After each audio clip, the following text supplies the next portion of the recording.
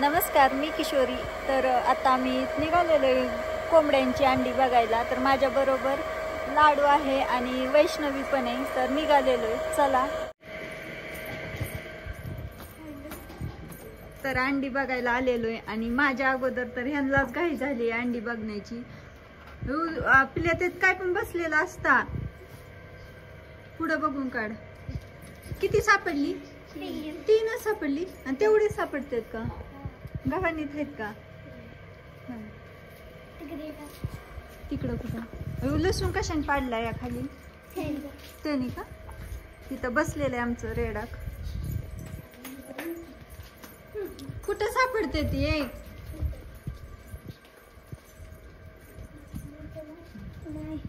आहे का? नाही. तर नाही तिथं. गाई पण बसलेल्या आहे त्या चारा खाऊन आमच्या इथं. त्याला काय करतोय? हिचं नाव काय आहे? जिजा. हा, लसूण घ्या घेतलंय. लसूण घ्या चला.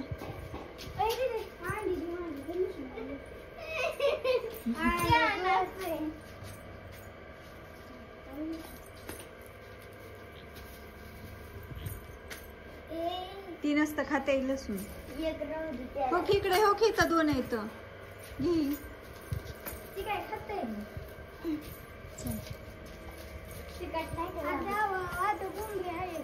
हाय का? बसवायची का आपण? आपल्याकडे 3 अंडी 3 6 होते. हा, मग किती अंड्या बसवायची? उद्या अजून 3 10 अंड्या बसवू. बर. ते आणि 10 अंडे बसू.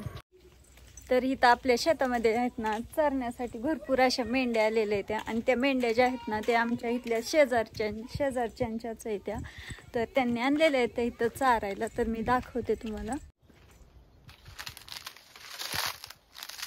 इथं मेंढ्या आलेल्या आहेत त्या चरण्यासाठी. आणि हे जे रान आहे ना ते आपलं शेत मकवानाचं होतं आणि त्याच्यात भरपूर गवत पण आहे.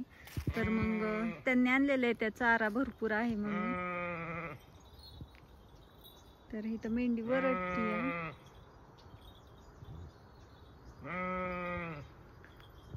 खूप छान वाटतंय त्यांना बघून. तर भारी वाटतंय. भरपूर अशा मेंढ्या पण आहेत त्या.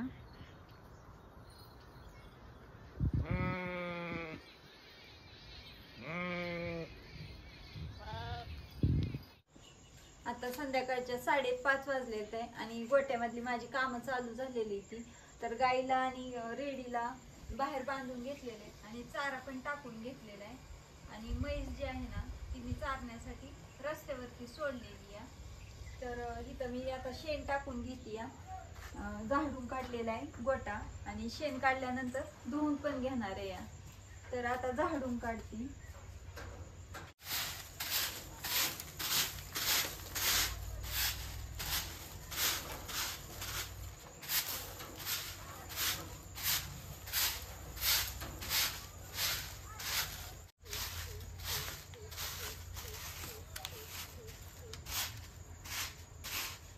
केर सगळा गोळा करून घेतलेला आहे आणि गोटा पण थोडं स्वच्छ झालेला आहे. धुवून घ्यायचा आहे. तर आता शेण टाकून घेते.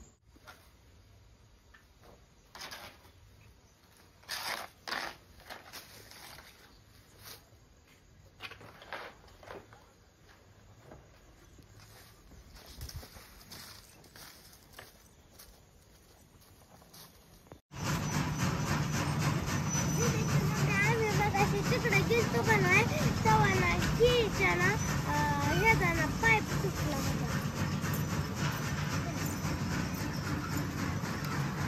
माझी इथं सगळी झाडलोट झालेली आहे आणि सगळं आता एवढं शेण उचलायचं राहिलेलं आहे बाकी. आणि इथला केर भरायचा तर तेवढा टाकून घेते. नंतर म्हशीला आणून घेते आणि बांधते आणि नंतर दाहरा काढायचा टायमिंग होईल.